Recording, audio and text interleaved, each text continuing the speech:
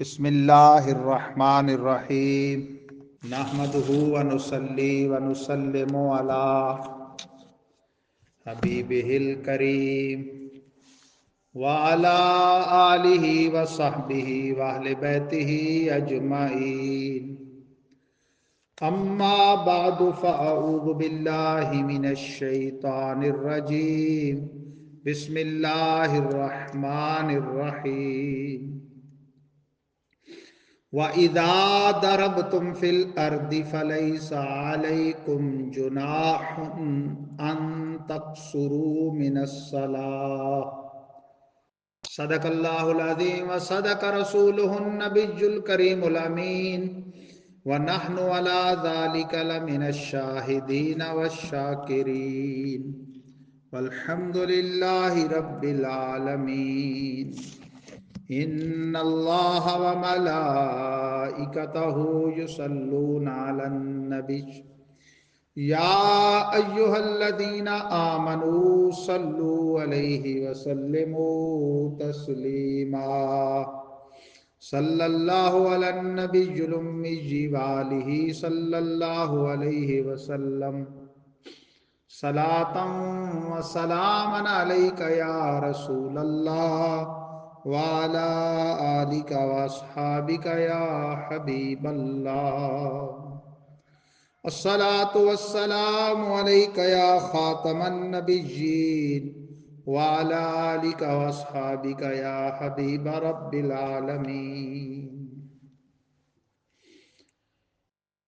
حمد باری تعالیٰ اور دربار رسالت مآب علیہ افضل الصلوات و اکمل التسلیمات میں ہدیہ درود و سلام عرض کرنے کے بعد گرامی مرتبہ سامعین کرام بحمد اللہ تعالی بندہ ناچیز اور آپ حضرات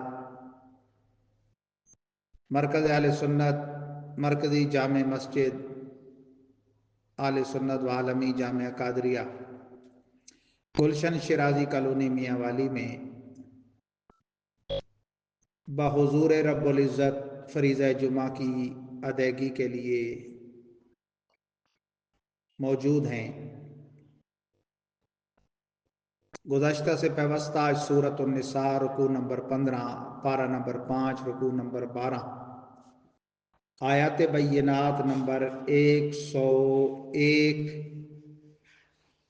تا 104 ان کا ترجمہ اور تفسیر بیان ہوگا۔ اہم اور خصوصی عنوان جو اس میں زیر بحث ہے وہ ہے نماز قصر اور نماز خوف کا بیان، اور فراغت نماز کے بعد ذکر خداوندی جاری و ساری رکھنے کا بیان۔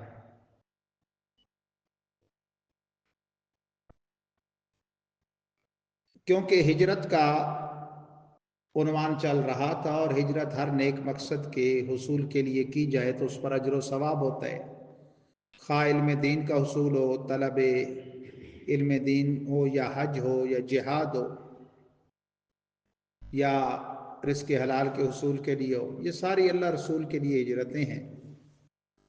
ظاہر ہے جب مہاجر مہاجر بنتا ہے یا مجاہد مجاہد بنتا ہے تو اس سے نکلنا پڑتا ہے، تو اس کا تعلق سفر سے ہوتا ہے، اور سفر ہو یا حضر، نماز ایک ایسی عبادت ہے کہ اسے کسی حال میں بھی ترک نہیں کیا جا سکتا۔ پھر سفر و حضر میں خواہ امن ہو یا خوف ہو، نماز تو نماز ہے، جب تک آدمی بے ہوش نہ پڑا ہو وہ وقتی طور پہ معاف ہے، یا فوت ہو جائے تو وہ پھر معاف ہے۔ تو اس لیے نماز قصر کا بیان اگلی آیتوں میں فرما دی۔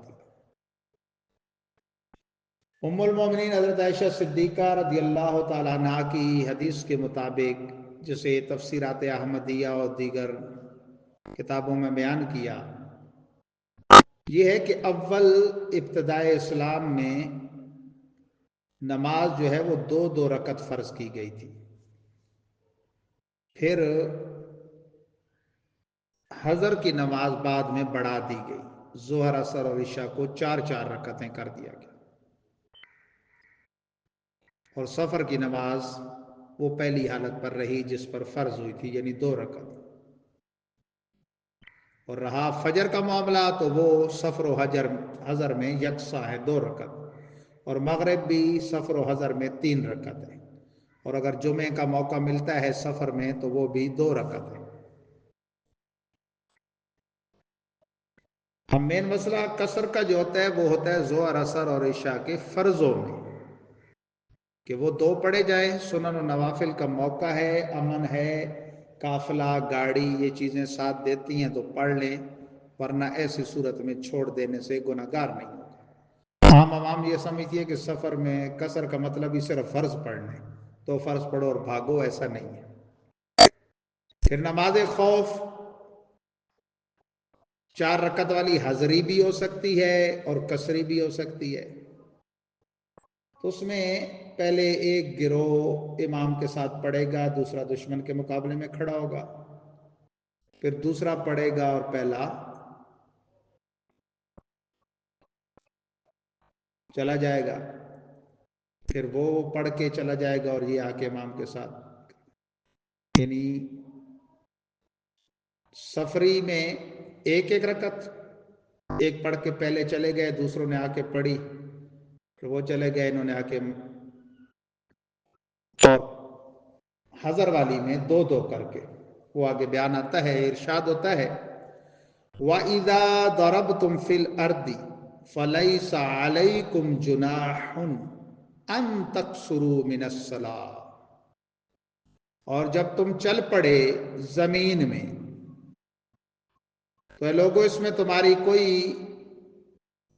غلطی اور جرم نہیں کہ قصر کرو نماز میں، یعنی اے بندگان خدا جب تم سفر میں ہو تو سفری نماز پڑھو، یہ کوئی حرج نہیں بلکہ شریعت کا حکم ہے۔ یعنی یہ گمان نہ کرو کہ 4 کو 2 کر دیا تو ثواب کم ہو جائے گا، نہیں، ثواب پورا ملے گا، لیکن اللہ تعالیٰ نے تمہاری سفری مشقت کو پیش نظر رکھ کے اس نے تمہارے لیے آسانی فرما دی اور 4 کی 2 رکعتیں کر دی۔ اب کوئی 1.5 ہوشیار یہ کہے کہ میں قصر ویسے تو ہے 4 کی 2 لیکن میں 4 پڑھوں گا تو مجھے دوہرا ثواب، ڈبل ثواب ملے گا، تو ایسی بات نہیں ہے۔ ان خفتم ان یفتنکم الذین کفروا، اگر تمہیں خوف ہو کہ آزمائش میں ڈالیں گے تمہیں کافر، وہ لوگ جنہوں نے کفر کیا وہ آزمائش میں ڈالیں گے اور شرارت کریں گے، ان الکافرین کانوا لکم عدوا مبینا، بے شک کافر تمہارے کھلے دشمن۔ اللہ، یعنی جس ذات نے تم پر 4 رکعتیں فرض کی 2 بھی وہی فرما رہا ہے، تو رکعتیں کم کی ہیں، ثواب کم نہیں فرمایا، لہذا بحالت سفر مسافر کا 2 رکعتیں پڑھنا وہ اس کے لیے ثواب میں 4 رکعتوں کے برابر ہے۔ تو نماز بھی نہیں چھوڑنی، وہ بھی ضروری ہے، اور دشمن پہ بھی نظر رکھنی ہے، وہ بھی ضروری ہے، کیونکہ اس زمانے میں تو خاص مدینہ النبی کے ارد گرد مسلمانوں کے دشمن بہت تھے، انہیں کوئی موقع میسر آئے وہ چوکیں گے نہیں، لہذا ہر حال میں ان سے، نماز میں ہو یا خارج از نماز، ان سے چوکنا رہنا ہے۔ اے محبوب وَإِذَا كُنْتَ فِيهِمْ، جب تم اپنوں میں ہو، دشمن کی گھات ہے، دشمن کا خوف ہے، اور آپ محبوب ان میں ہو، فَأَقَمْتَ لَهُمُ الصَّلَاةَ، پھر کھڑی کر دی آپ نے ان کے لیے نماز، فَلْتَقُمْ طَائِفَةٌ مِّنْهُمْ مَعَكَ، تو چاہیے ایک گروہ ان کا مسلمانوں کا تمہارے ساتھ ہو، یعنی مقتدی بن جائے، وَلْيَأْخُذُوا أَسْلِحَتَهُمْ، اور اپنا اسلحہ، اپنے ہتھیار وہ لیے رکھے۔ مجاہد کے لیے یہ چیز نماز کے منافی نہیں کہ دوران نماز اپنی تلوار کندھے سے لٹکائے رکھے، یا تیر کمان یا تیر وغیرہ، یا آج کے دور میں بندوق وغیرہ. فَإِذَا سَجَدُوا فَلْيَكُونُوا مِنْ وَرَائِكُمْ، تو جب سجدہ کر چکے یعنی رکعت پوری ہو گئی تو تمہارے پیچھے چلا جائے. 2 رکعت ہی پڑھ رہے ہیں تو 1 رکعت پڑھ کے چلا جائے مسافر والی، اور اگر وہ نماز خوف حضر کی حالت میں پڑھی جا رہی ہے تو 2 رکعتیں ادا کریں اور پھر یہ چلے جائیں. وَلْتَأْتِي طَائِفَةٌ أُخْرَى لَمْ يُصَلُّوا فَلْيُصَلُّوا مَعَكَ. اب آئے دوسرا گروہ جو پہلے دشمن کے سامنے سینہ سپر کھڑا تھا، جنہوں نے نماز نہ پڑھی. لم یصلوا فلیصلوا معک، تو چاہیے کہ وہ آپ کے ساتھ مقتدی بن کے نماز پڑھیں. وَلْيَأْخُذُوا حِذْرَهُمْ وَأَسْلِحَتَهُمْ، اور اپنے بچاؤ کا سامان اور ہتھیار لیے رکھیں. یعنی ایک تو گروہ کھڑا ہی دشمن کے سامنے ہے نا، وہ ابھی نماز نہیں پڑھ رہا، وہ تو اسلحہ اٹھائے ہوئے ہیں. لیکن جو شریک نماز ہوا، حضری ہو یا سفری، نماز خوف عموماً چونکہ جہاد سفر کر کے ہی ہوتے تھے، لیکن ضروری نہیں ہر سفر شرعی ہو، تو خواہ وہ 4 رکعت ہی ہے خواہ 2 رکعت ہی. 4 رکعت ہی ہے تو پہلا گروہ 2 رکعتیں پڑھے گا امام کے ساتھ، پھر پلٹے گا. 2 رکعت ہی پڑھ رہے ہیں تو 1 پڑھ کے پلٹ جائے گا، دوسرا آ جائے گا. اور اسلحہ لے کے وہ بھی کھڑے ہوں گے، اسلحہ یہ بھی نماز میں لے کے کھڑے ہوں گے. کیوں؟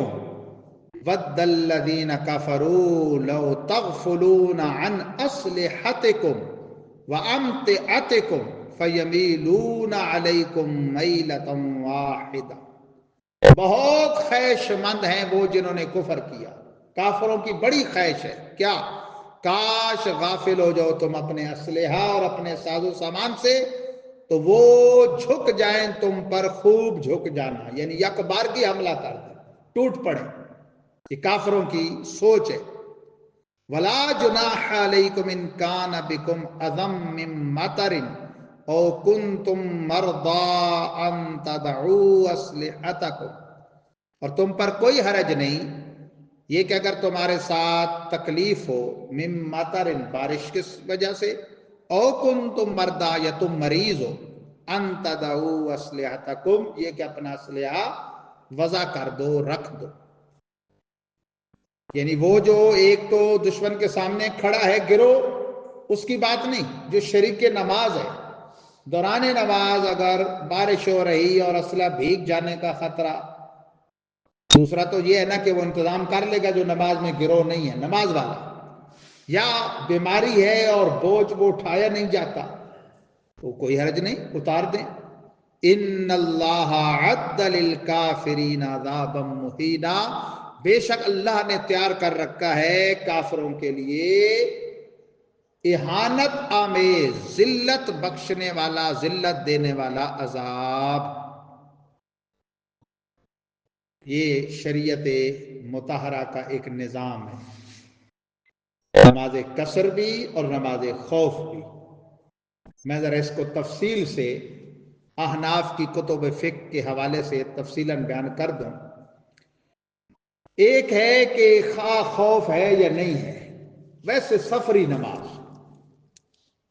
وہ بھی سمجھ لیں اور صلاۃ خوف بھی سمجھ لیں.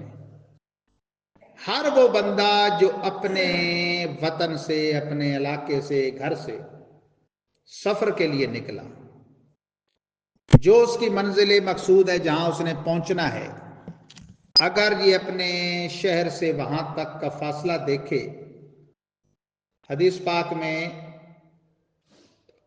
3 دن کی راہ اسے قرار دیا گیا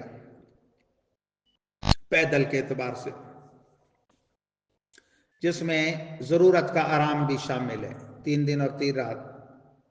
علماء نے 12 کوس کا ذکر کیا اور پھر ظاہر ہے کوس، میل، کلومیٹر جی جیسے ناموں میں جدت آتی گئی تو وہ پھر حد بندی بھی اسی طرح جدید طریقے سے بیان ہوتی گئی.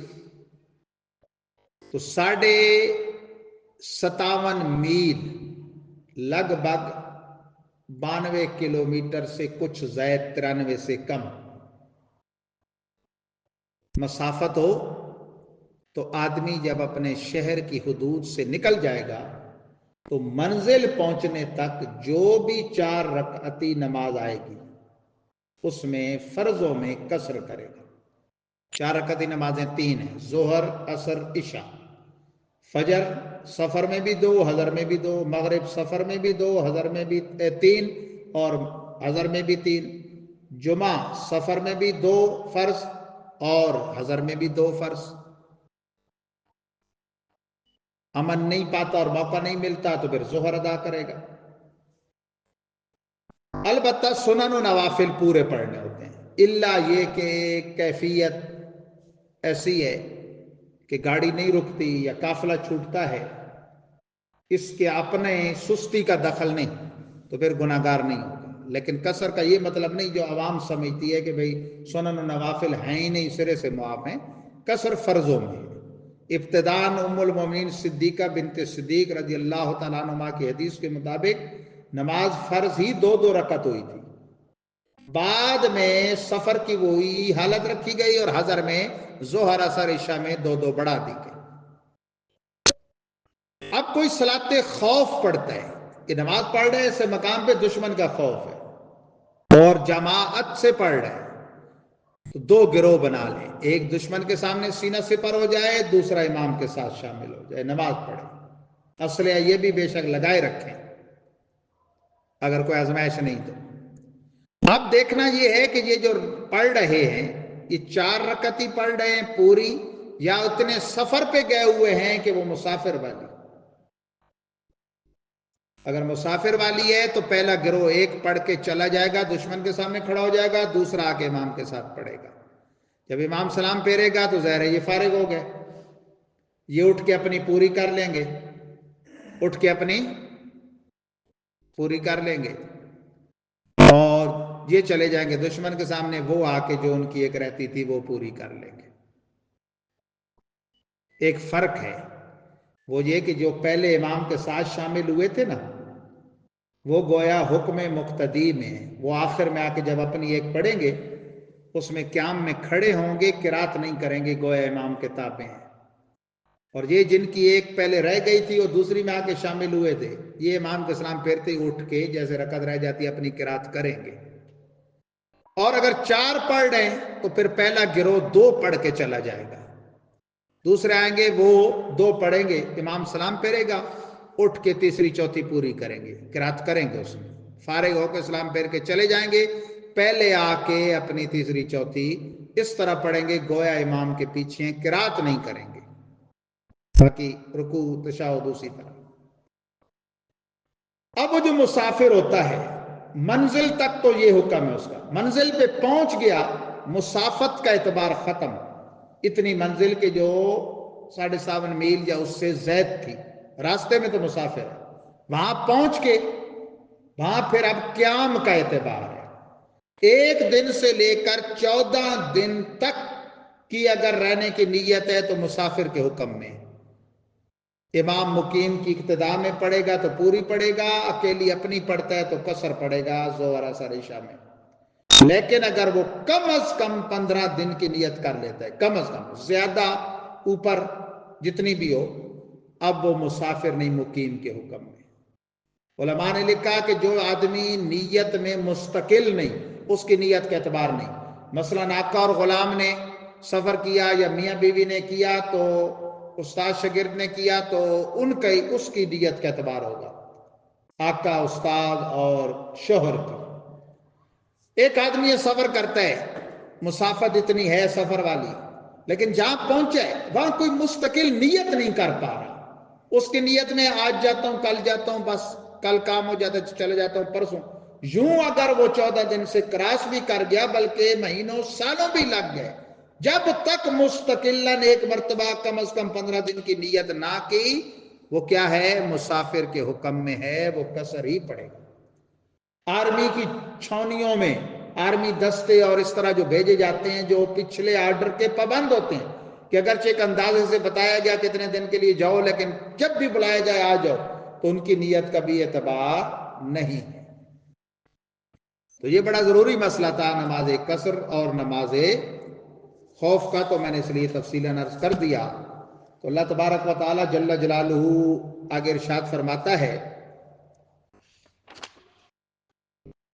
یہ اصل میں سرکار غزوہ کے لیے جاتے ہوئے ایک مقام پر ملاحظہ فرمایا کہ عرب کے مشرکین صف باندھے تیار ہیں، تو آپ نے بھی فرمایا لشکر اسلام بھی دشمن سے مقابلہ کے لیے صف بندی کر لے۔ اسی حال میں نماز ظہر کا وقت آ گیا۔ عجیب اتفاق تھا کہ قافلوں کا لشکر قبلہ اور اہل اسلام کے لشکر کے بیچ میں تھا۔ سرکار نے صحابہ کے ساتھ نماز پڑھنا شروع کر دی۔ کفار ان کو رکوع و سجود کرتے دیکھتے رہے، چپ رہے۔ کچھ عجب نہیں کہ جب کافروں نے ان اللہ والوں کے اخلاص کو اور ان کے درد و سوز کو جو بارگاہ خداوندی میں وہ پیش کر رہے تھے وہ دیکھا تو ششدر اور حیران رہ گئے، جرأت ہی نہ ہوئی حرکت کی۔ اس سے رب تعالیٰ نے یہ ظاہر فرما دیا کہ جس پہ رب کا فضل ہو تلواروں کے سائے کے نیچے بھی وہ رب کی بندگی بجا لاتا ہے اور دشمن اس کا کچھ نہیں بگاڑ سکتا۔ جب لشکر اسلام نماز سے فارغ ہو گیا تو کفار بڑے بعد افسوس کرنے لگے کہ ہم نے ایسے وقت میں ان پر حملہ کیوں نہیں کر دیا۔ اس وقت ایک کافر نے کہا، سنو ابھی آگے ایک اور نماز آنے والی ہے جو ان کو اپنی آل اولاد مال و متاع سب چیزوں سے پیاری ہے۔ جانتے ہیں وہ کون سی نماز ہے؟ ظہر کے بعد نماز عصر۔ قرآن فرماتا ہے حافظوا علی الصلوات والصلاۃ الوسطی وقوموا للہ قانتین۔ لوگوں نماز عصر کی حفاظت، سب نمازوں کی حفاظت کرو، خصوصاً درمیانی نماز کی۔ علماء فرماتے ہیں اس سے مراد نماز عصر ہے، اور اللہ کے حضور عاجزی سے کھڑے ہو۔ حدیث پاک میں ہے من ترک صلاۃ العصر متعمدا وطر اہلہ ومالہ فکانما وطر اہلہ ومالہ۔ جو بد نصیب جان بوجھ کے نماز عصر ترک کر دے، چھوڑ دے، ایسے ہے گویا اس کے سب اہل و عیال مال و متاع برباد ہو گئے۔ اتنی اہم نماز ہے۔ فرمایا وہ آنے والی ہے، بہترین موقع اس میں ان پہ حملہ کر دینا۔ تو ابھی وہ وقت نہ آیا تھا اثر کا کہ رب جلیل کی جانب سے جناب جبریل حاضر ہوئے اور نماز خوف پڑھنے کا یہ طریقہ بارگاہ رسالت میں عرض کر دیا، جس سے کافروں کے سارے منصوبے خاک میں مل گئے۔ تو بہرحال یہ جو نماز میں 7 ہتھیار رکھنے کا حکم ہے یہ استحبابی ہے، وجوبی نہیں۔ سہولت ہو تو ورنہ اتار دے جیسا قرآن میں ہے۔ اب نمازوں کے بیان کے بعد اللہ تعالیٰ نے ارشاد فرمایا فَإِذَا قَضَيْتُمُ الصَّلَاةَ فَاذْكُرُوا اللَّهَ قِيَامًا وَقُعُودًا وَعَلَىٰ جُنُوبِكُمْ۔ اور جب تم پوری کر چکو نماز تو ذکر خدا کرو قیام کی حالت میں، بیٹھنے کی حالت میں اور اپنی کروٹوں پر۔ بعض بیوقوف لوگ ہوتے ہیں نا، وہ ذکر سے بھی روکتے ہیں، اور دلیل دیکھو کتنی الٹی۔ پہلی بات تو ہے کہ سید المفسرین حضرت عبداللہ ابن عباس رضی اللہ تعالیٰ عنہما فرماتے ہیں کہ میں چھوٹا تھا اور جماعت میں پابندی سے حاضر نہ ہوتا تھا، تو ہمارے گھروں میں سرکار کی نماز ختم ہونے کی نشانی یہ ہوتی تھی کہ اونچی آواز سے ذکر ہوتا تھا، لا الہ الا اللہ وحدہ لا شریک لہ الملک ولہ الحمد وہو علی کل شیء قدیر۔ اب سپیکر تو تھے نہیں، تو اتنی بلند آواز سے بے سپیکر ذکر کیا جاتا کہ وہ اس کو پہچان گھروں میں بچوں اور خواتین نے اسی چیز کو بنایا ہوا تھا کہ مردوں کی جماعت ہو گئی۔ پھر نہ بھی ہو تو چونکہ منع ثابت نہیں، شریعت کا قانون ہے کہ ہر وہ چیز جس سے اللہ رسول نے روکا نہیں وہ جائز ہے۔ ہاں اسے کوئی فرض کہہ رہا ہے تو فرض کی دلیل دے، واجب کہہ رہا ہے تو اس کی دلیل دے، لیکن وہ صرف جواز کا قائل ہے نا، مباح کہتا ہے اسے مستحب کہتا ہے، تو اس میں صرف اتنی دلیل کافی ہے کہ شریعت نے روکا نہیں۔ اچھا بعض ڈیڑھ ہوشیار کہتے ہیں جی وہ نماز خود ذکر ہے، تو بھائی ذکر ہے، بے شک ذکر ہے، ذکر کی سب سے اعلیٰ قسم نماز ہے۔ کلمہ اسلام کے بعد اللہ کے جتنے ذکر ہیں خدا کی بندگیوں اور ذکروں میں سب سے اونچا ذکر کون سا ہے؟ نماز۔ تو بتائیں ذکر کے بعد ذکر کو منع ہے؟ جیسے بات لوگ نا نماز جنازہ کے بعد والی دعا پہ بڑا کھینچا تانی کرتے ہیں حالانکہ حدیث پاک ہے ابن ماجہ سیاستہ کی، اور اس کے حوالے سے مشکات شریف میں ہے، حضرت ابو ہریرہ جو سب سے زیادہ حدیثوں کے راوی ہیں وہ اس کے راوی ہیں۔ پہلی بات تو قرآن میں ہے اجیب اذا دعا، جب کوئی مانگے میں دعا کو قبول کرتا ہوں، جب بھی کوئی مانگے، اذا دعان، جب بھی کوئی مجھ سے مانگے میں قبول کرتا ہوں۔ اور پھر حضرت ابو ہریرہ کی حدیث ہے، نبی ہریرہ قال قال رسول اللہ صلی اللہ علیہ وسلم اذا صلیتم علی المیت فاخلصوا له الدعاء، کہ جب میت پر جنازہ پڑھ چکو تو اس کے لیے خالص دعا کرو۔ سرکار نے نہیں کی جی، فلاں نے نہیں کی، پھر سرکار تو خود آرڈر فرما رہے ہیں۔ پھر آخری ٹیپ کا بند یہ ہوتا ہے کہ جی نماز جنازہ خود ایک دعا ہے۔ تو بھائی جیسے ذکر کے بعد ذکر منع نہیں، دعا کے بعد پھر دعا کرنا کون سا منع ہے؟ دعا کیا ہے؟ اللہ سے مانگنا، تو اللہ سے مانگا ہے تو پھر مانگنا کو منع ہے؟ پھر مانگنا منع ہے؟ صبح مانگیں، شام مانگیں، دن مانگیں، رات مانگیں، وہ گھڑی صرف ممنوع ہوگی جس میں رب اور رب کے رسول نے منع کر دی۔ تو قرآن فرماتا ہے جب نماز سے فارغ ہو جاؤ تو کھڑے بیٹھے کروٹوں پر ذکر خدا کرو۔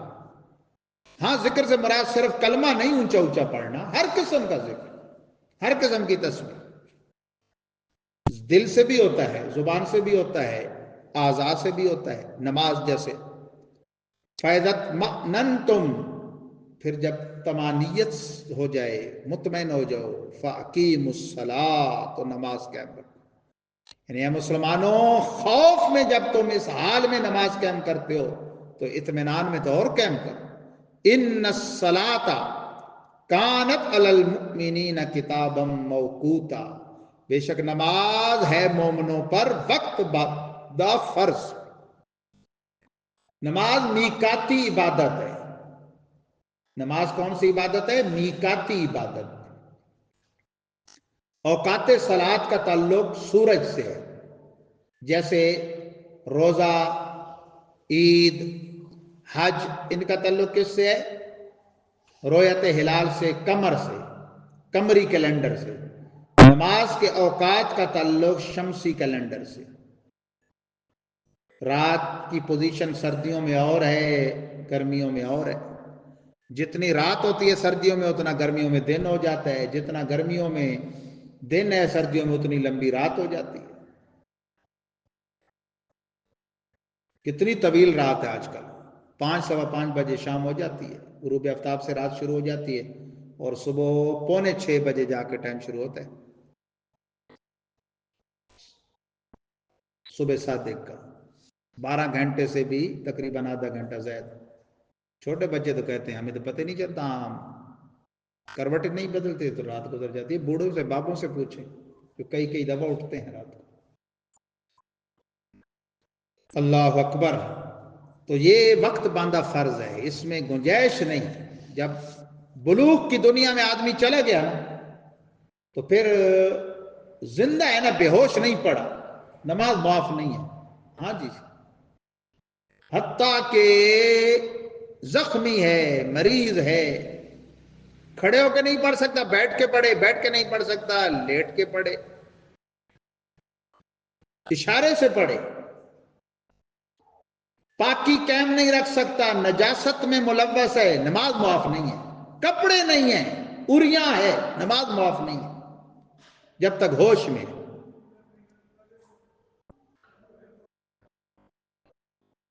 فوت ہو جائے تو وہ ایک الگ بات ہے، فوت ہو جائے تو الگ بات ہے، ہوش میں ہے تو نماز معاف نہیں۔ اور پھر طریقے شریعت نے بتائے، ان الصلاۃ کانت علی المؤمنین کتابا موقوتا، یہ صرف نماز کے لیے نہیں، حج، روزہ، زکوٰۃ، سب کا ایک نظام ہے۔ وَأَتِمُّوا الصِّيَامَ إِلَى اللَّيْلِ، روزہ کب سے ہے؟ آغاز صبح صادق سے لے کر تا طلوع غروب آفتاب۔ اسی طرح حج کا اپنا میقات ہے، الحج اشہر معلومات، اس کے مہینے گنے چنے ہیں، بتائے گئے ہیں، معلومات ہیں۔ وہ کیا ہے؟ شوال المکرم ہے، ذوالقعدہ ہے، ذوالحجہ کے 10 دن ہے.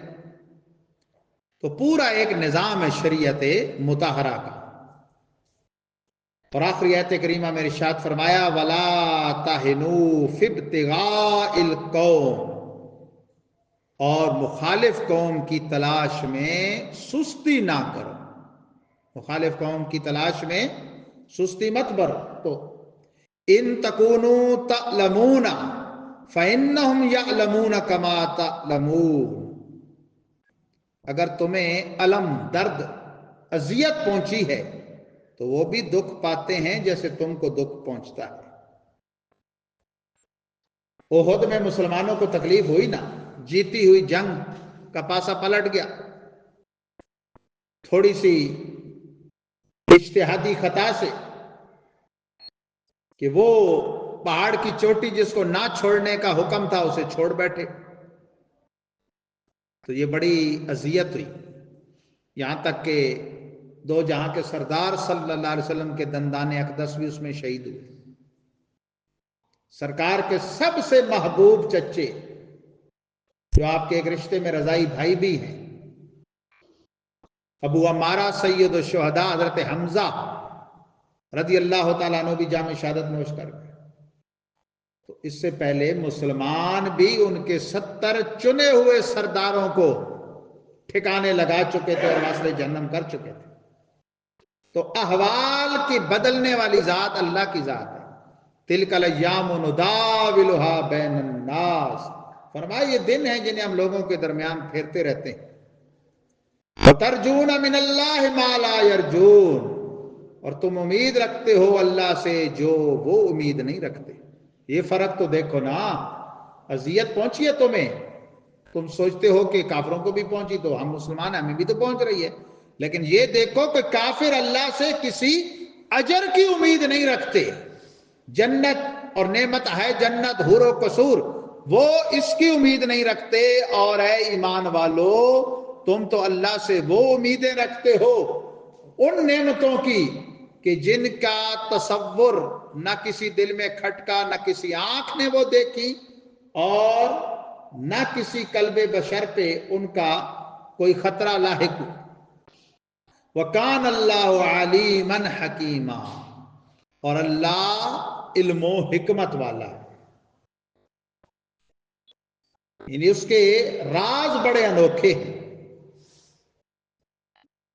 اس سلسلے میں مفسرین نے ایک واقعہ لکھا، وہ بڑا یاد رکھے جانے کے لائق ہے کہ انصار کے قبیلہ بنی ظفر کے ایک شخص تاما نے اپنے ہمسایہ قتادہ بن نعمان کی جنگی لباس زرہ جو ہے وہ چرا کر آٹے کی بوری میں رکھ کر زید بن یمین یہودی کے یہاں چھپا دی. جب زرہ کی تلاش ہوئی اور تاما پر شبہ کیا گیا تو انکار کر کے قسم کھا گیا. بوری پھٹی ہوئی تھی، آٹا اس میں سے گرتا گیا، اس کے نشان سے لوگ یہودی کے مکان تک پہنچ گئے. بوری وہاں مل گئی. یہودی نے کہا تاما میرے پاس رکھ گئے. یہودیوں کی ایک جماعت نے ان کی گواہی دی، مگر تاما کی قوم بنی ظفر نے یہ عزم کر لیا تھا کہ یہودی کو چور بنائیں گے اور اس پر قسم کھا لیں گے تاکہ قوم رسوا نہ ہو. ان کی خواہش تھی کہ رسول پاک تاما کو بری قرار دیں، یہودی کو سزا دیں. اس لیے انہوں نے حضور کے سامنے تاما کے موافق یہودی کے خلاف جھوٹی گواہی دی، اور اس گواہی پر کوئی جرح قدح نہ ہوئی. یعنی سرکار ظاہراً گواہی پر فیصلہ فرماتے. قانون یہی ہے نا، البینۃ علی المدعی والیمین علی من انکر، وفی روایت والیمین علی المدعی علیہ. یہ دنیا کا قانون ہے شریعت کا. ہر مسئلے میں جو مدعی ہوتا ہے نا، دعویٰ کرنے والا، اس کے ذمہ ہوتا ہے گواہی پیش کرنا، ایک مرد یا 2 عورتوں کی عینی گواہی، سوائے قصہ زنا کے اس میں 4 مردوں کی گواہی پیش کرنی ہوتی ہے. اور جو مدعا علیہ ہے، جس کے خلاف دعویٰ ہے، اگر مدعی شہادت نہ دے سکے اور وہ انکاری ہے تو اس کے ذمہ حلف ہوتا ہے، قسم ہوتی ہے. اگر شہادت سے بات ثابت ہو گئی پھر اس سے حلف نہیں لیا جاتا، جھوٹی ہے یا سچی وہ اس کا معاملہ اور اللہ کا. اسی طرح اگر شہادت سے ثابت نہیں ہوا تو پھر اگلے پہ حلف رکھا جائے گا، وہ جھوٹا اٹھائے یا سچا وہ اس کا معاملہ ہے. یہاں شہادت یہودی کے خلاف، یہودی کے بارے میں کس نے چوری کی ہے تاما نے نہیں کی، وہ قائم ہو گئی تھی، جبکہ یہودیوں کا پہلے پورا گروہ شہادت دے چکا تھا کہ تاما یہ یہاں رکھ کے گیا، جہاں ملی تھی۔ سرکار اب فیصلہ دیتے، لیکن اللہ نے یہاں باطنی طریقے سے سرکار سے فیصلہ کروایا، وحی ربانی آ گئی، آپ کو غیبی خبر دے دی گئی کہ تاما اور اس کے گواہ جھوٹے ہیں اور یہودی اس جرم سے بری ہے، یہودی اس جرم سے بری ہے۔ تو اس لیے قرآن فرماتا ہے لا تہنوا فی ابتغاء القوم، کسی قوم سے دشمنی ہو تو پھر یہ نہیں کہ ان کی بس کمزوری اور سستی، بے شہادت بھی اور بے ثبوت بھی، ہتھے لگ جائے تو بس ڈنڈورے پیٹ دو۔ یہ قانون ایک اسلام کا بتا دیا گیا کہ دنیاوی معاملات میں اگر مسلم کافر کا بھی آپ کے پاس کیس آ گیا تو اسی قانون پر اگر کافر سچا ثابت ہوتا ہے تو آپ اسے سچا کہیں گے، اور مسلمان جھوٹا ثابت ہوتا ہے تو اسے جھوٹا کہیں گے۔ اسلام کا تو یہ نظام ہے۔ اور اب الو کے پٹھے اور الو کی پٹھیاں آ گئیں۔ وہ لوگ جو لائق اس کے تھے کہ وہ آج انگریزوں کے کتے نہلا رہے ہوتے اگر پاکستان نہ بنتا، جن کے بڑے جو ہے وہ انگریز کے جاسوس تھے، ان کے ہاتھ میں حکومت کی باغ ڈور آ گئی۔ کل کا بیان ہے مس صاحبہ کا جو 25-25 ہزار کے جھانسے دے رہی ہے، میں اکثر ساتھیوں کو کہتا ہوں کہ وہ اور ہوں گے جو 25 ہزار پہ مجھے یہ جو شہباز شریف ہے نا، یہ 25 کروڑ روپے بھی روزانہ بھیجے نا، روزانہ، اسے میں اپنے جوتے پالش کرنے والا رکھنا بھی پسند نہیں کروں گا۔ رب کے فضل سے اللہ نے ہمیں دین کے علم کی برکت سے اتنی غیرت دی ہے کہ ایسے کمینے کو ہم اپنے جوتے پالش کرنے والا بھی نہیں رکھیں گے۔ تو اس کا بیان آیا ہے یہ انگریزوں کی لونڈی کا، حدیث بخاری میں ہے کہ وہ قوم کبھی فلاح نہیں پاتی جس پر عورت کی حکمرانی ہو، تو ہم کیسے فلاح پائیں پاکستانی قوم؟ اس کا بیان آیا ہے کہ جی سکھ جو ہے وہ سہولت چاہتے ہیں، مراعات چاہتے ہیں، کس بات کی؟ اس بات کی کہ وہ ان کا جو بڑی پگڑی ہوتی ہے نا اس پر ہیلمٹ کرنا مشکل ہوتا ہے، اور وہ جناب ان کا مذہبی نشان ہے، لہذا وہ اسے نہیں اتار سکتے، تو لہذا میں نے ان کو ریت دے دی۔ اس الو کی پٹھی سے پوچھو بھئی سکھوں کی پگڑی باوقار ہے یا رسول پاک کی دستار باوقار ہے جو علماء کے سروں پر ہے؟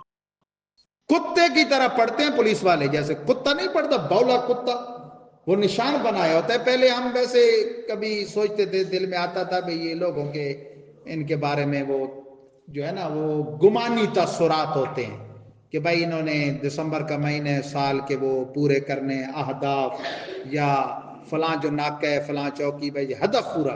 میں نے اپنے کانوں سے سنا یہ جنوبی پھاٹک سے اگلی جو پھاٹک ہے رابی پلازے والی، وہاں روک رہے تھے تو وہ ایک دوسرے کو کہہ رہے کہ 500 پورے کرنے، 500 پورے چلا۔ یعنی ہدف جب بنا لے آدمی، جیسے بعض اوقات یہ مختلف وہ کریک ڈاؤن کرتے ہیں، پہلی بات تو ہے کہ جن کے خلاف کرتے ہیں وہ بھی غلط کرتے ہیں۔ تحریک لبیک کے خلاف کیا، مرید کے کا جو سانیہ ہے، کتنے نہتے مسلمان بے دردی سے نہ مار نہیں دیے گئے، کچل دیے گئے، انہیں جنازوں سے کفن دفن سے معاذ اللہ محروم کر دیا گیا۔ یہ تو خون ان کی گردن پر ہے ہی ہے نا۔ لیکن پھر وہ جس چیز کو چلو جھوٹا ایشو بنایا ہوا ہے اس سے تجاوز کر کے پھر ہر پگڑی والے کو، ہر امام والے کو، دستار والے کو، اور امام کو، خطیب کو، عالم کو، حافظ قاری کو نشانہ بنا لیں گے۔ تو یہ ظلم و بربریت ہے جو جس کا یہ مظاہرہ کرتے ہیں، لیکن اسلام کا معیار اور ہے۔ اسلام قانون ہے اور اقلیتوں کے حقوق کا تحفظ کرتا ہے، جو ان کے حقوق بنتے ہیں۔ یہ نہیں کہ ان کو مسلمانوں کے سر پہ بٹھا دو اور ان کو عزت دو، ان کو پروٹوکول دو اور مسلمانوں کو ذلیل کرو۔ اللہ تعالیٰ ان ذلیلوں کو دنیا میں بھی ذلیل کرے جو مسلمانوں کو ذلیل کرنے کے درپے رہتے ہیں اور کافروں کو پروٹوکول دیتے ہیں، اور آخرت میں بھی ذلیل کرے، اور ہمیں ان کے وبال سے اللہ تعالیٰ محفوظ و مامون فرمائے۔ واخر دعوانا الحمد للہ رب العالمین۔